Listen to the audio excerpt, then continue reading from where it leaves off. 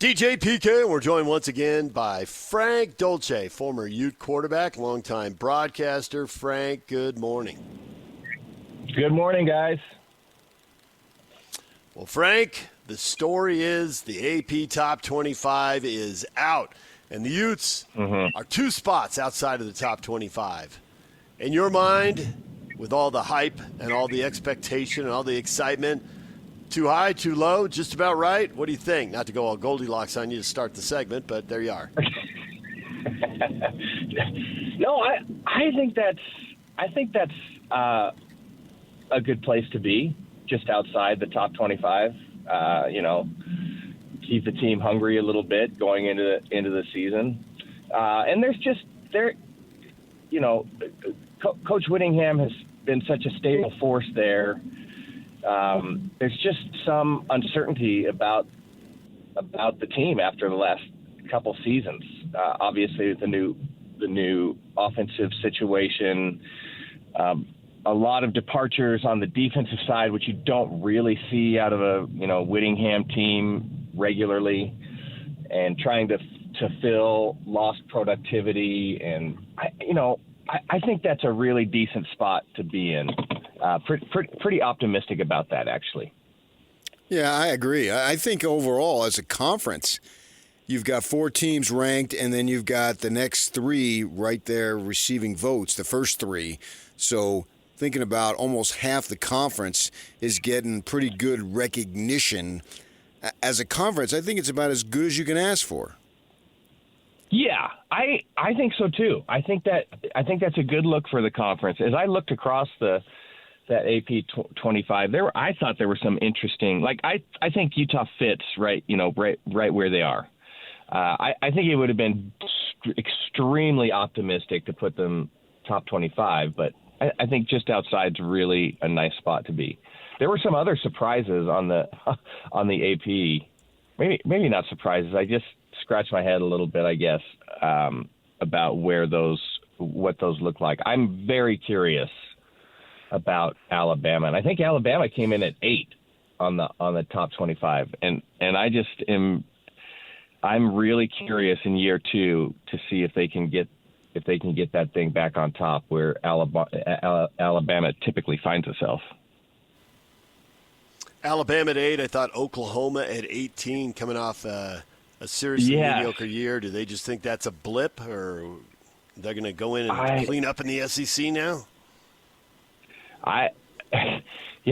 Going and cleaning. Well, I mean, with Alabama down, going up and cleaning up in the SEC is never really a thing. So I think 18 for Oklahoma is very optimistic. Very optimistic. Interested to see if Texas can hold on. I mean, they have a lot of talent around there. Interested to see if they can hold on to the number 1 spot. That's always challenging. But yeah, as far as Utah goes, as far as the Big 12 goes, I think that's a nice opening shot heading into the season. And like I said, I think Utah landed in a really good spot. I'm going to give you a general quarterback question, and it stems out of Provo. A-Rod's saying that, the goal is to, when you name a starting quarterback, that everybody on the team knows that because they have seen it, and they are of one mind and all that, and unison. Mm-hmm. It's obvious it's this guy. And I'm wondering, can that actually happen? That sounds good in theory, but if you have a quarterback competition and it ends with everybody knowing, okay, player A is the guy and not players B and C, then did you really have a quarterback competition if it's that obvious? You see where I'm going with that? Yeah. I think generally coming out of camp, there is a feeling among the team who, not just the quarterback, but all of the guys, like where everybody's going to be playing and where everybody's going to be starting. So, yeah,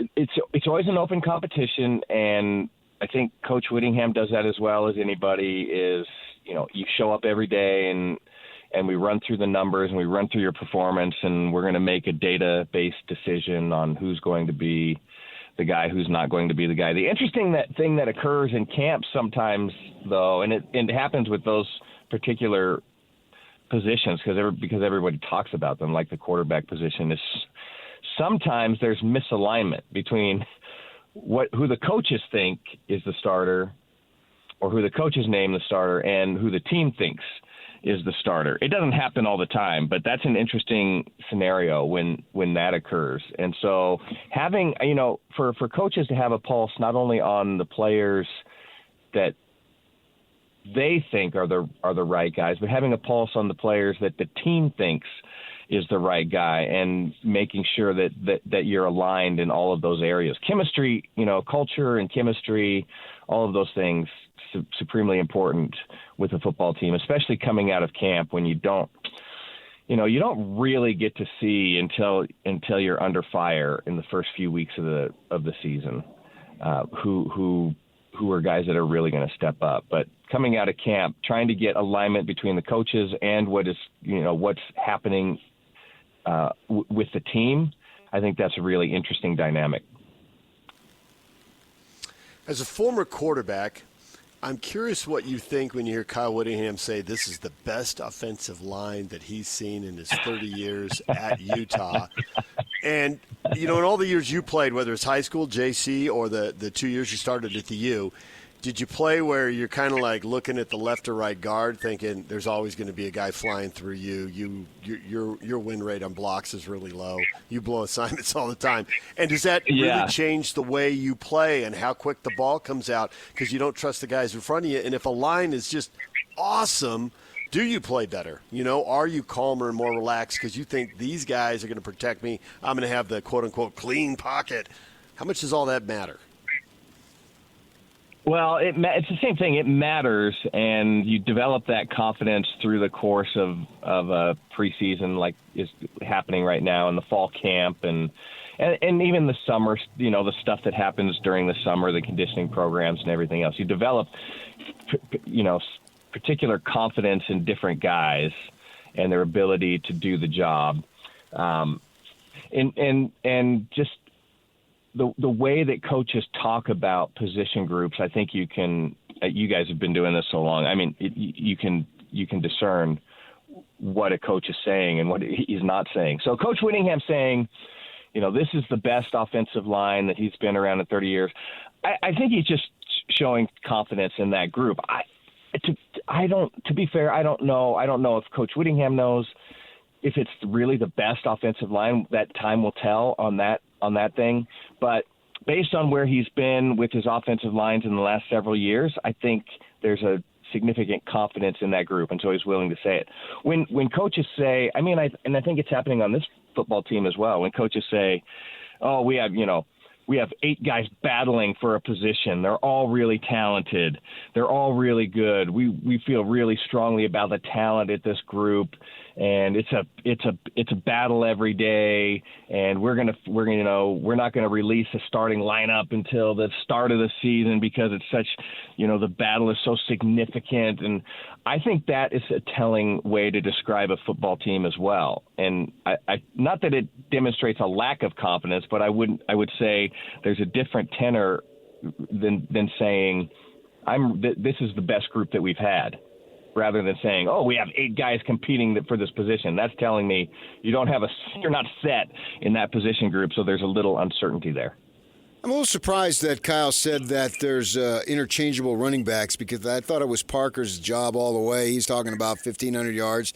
And this Rogers kid, who's a transfer from New Mexico, he ran for like 350 yards last year as his junior season, so he'll be a senior, and Parker's only a sophomore. I thought Parker was the guy, so it did surprise me. Yeah. Is that meaning that Rogers has really come on, or they're not exactly as enthralled with Parker as I was led to believe, or as I thought?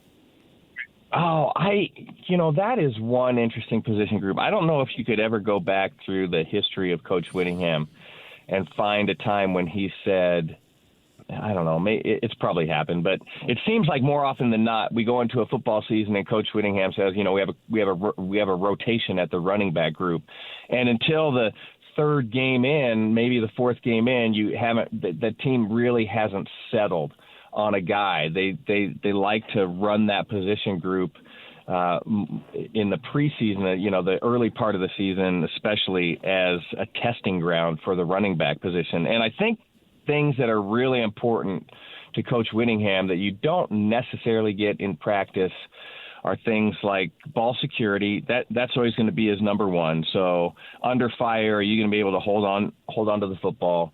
And we've seen, if you drop the ball, then you're standing next to the coaching staff on the sideline.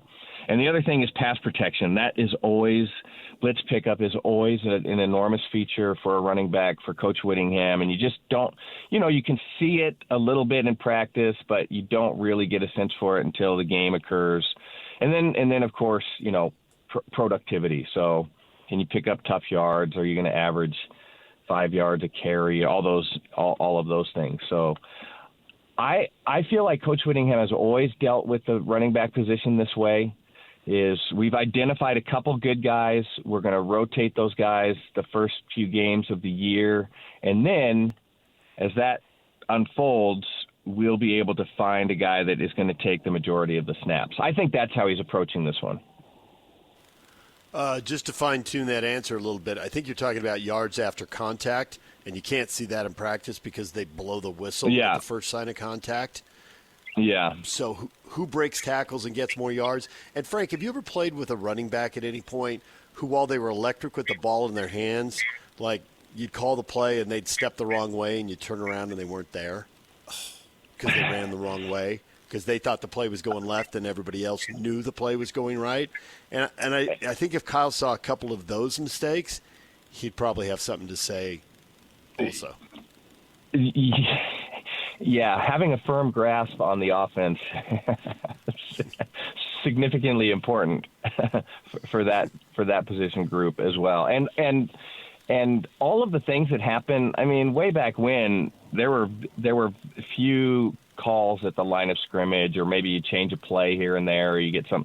Today, the way the game is run, I mean, there are calls at the line of scrimmage happening regularly. The quarterback is moving people around and getting set based on where the defense is lined up, and it's a little bit different now. So you have to really be in tune with what's happening throughout the football game. And like you said, one misstep turns into a sack or a fumble or some negative play. And that is, it's one of those things that Coach Whittingham is charting and he relies on very closely is negative plays and how to eliminate negative plays. So, yeah, we've all had that situation. I mean, I bet in your broadcasting career, you've had that happen to you when you in a segment, you're going one way and, PK's going the other way, and it's a big mess, and you have to get to break, and then you figure it out with in other the break. People, sure, with other people, but not with someone of PK's talent. Well, what really gets me is as the running back, I'm going this way, and the quarterback's going the wrong way. Yeah, the quarterback can turn the wrong way too. It's not always the running back. It isn't. In my experience, I've been around this for a long time. You guys have been around this for a long time. It's always the running back's fault. I'm just going to tell you that right up. You're like Pace Mannion. Pace is like, it's always the four-man's fault. They're usually the one guy who's not the brightest bulb in the group. It's the four-man. Right. Then you look over and see Thurl sitting there just shaking his head. Yeah, thanks. Yeah, you know what bothers me this time of year? When I hear, well, we didn't have any turnovers. I want to hear, in the scrimmages, I want to hear we had explosive plays. And I can live with a turnover or two if I've got 7 explosive plays, but the best you could tell me is you didn't have any turnovers. That makes me wonder how good the offense is. Yeah, it's an interesting way to look at it, more of a defensive philosophy of, protecting the ball rather than taking a little bit of risk. And a more conservative approach. I think that would be a way that you could describe Coach Whittingham's philosophy over his time at Utah, more conservative approach. But the truth is, in football, especially in collegiate football and closely matched games, the turnover margin is the most significant statistic you can look at. Like, turnover margin really determines who wins and loses a majority of the game. So I totally understand why he harps on that and why he's so concerned about it. It's really meaningful. And as you look across Utah football, there have been times during that era, his era, Coach Urban Meyer's era, when things shifted a little bit, and you did talk more about explosive plays on the offensive side, and rather than more of a conservative defensive approach. I just think that's where Coach Whittingham's comfort level is, and it's a really meaningful statistic, and he makes data-driven decisions. So that's one that he's always been on, and I think with good reason. It's a very in closely matched games. That's a very meaningful thing to look at. When camp starts, everyone's excited. It's a sign that football is closer, and we have questions about different positions, and so there's a scrimmage or whatever, and you go and talk to them. And then, like, the last 2 weeks before the game, there's nothing left to ask, especially now and there where they don't let you see really much of anything at all, and possibly absolutely nothing at all, depending on the school. And I wondered, are players, do they get more dialed in every week the closer the game is? Is there more adrenaline? Or is there a week or two there in camp where they're like, this sucks. We gotta get to a game week here. Yeah, it's the middle. It's right in the middle of camp. You're kind of in that now. Like, there's excitement the first week or so. And then you get into your double days. It's a little different now, but you get into your double days, and the recovery and stuff is people are much more aware of health of the players and recovery and doing things appropriately. So, but you get into the middle of camp, and it's just long days. It's a lot of physical work. There's a lot of time in the classroom and film study and battling for positions. That alone can be difficult and stressful to manage. Is just battling for a position every single day. Like, you're out there throwing out everything you have at any given moment. So the middle of camp becomes very difficult, and you have to be really mentally in tune and tough and have all of those, things going your way. And then the last week of camp, right before the game, the excitement starts to roll up again. And if you've managed it correctly, physically, everybody has their legs back underneath them. They're feeling good. Practices are live. People are in tune with what's happening and with the coaches and everything else. So right now is the tough spot, and you kind of have to drag yourself through. As you get a week before the game, like I said, if you manage it correctly, everybody's ready to go. Frank, we appreciate it as always. Thanks a lot. We will talk to you as the games get closer. Absolutely. You guys are the best. Talk to you soon. DJ PK, it's 97.5 The Zone. More on the top 25 poll. A lot of you reacting to BYU and Utah just outside the top 25. We will get to that next. Stay with us. DJ and PK, it's 97.5 The Zone.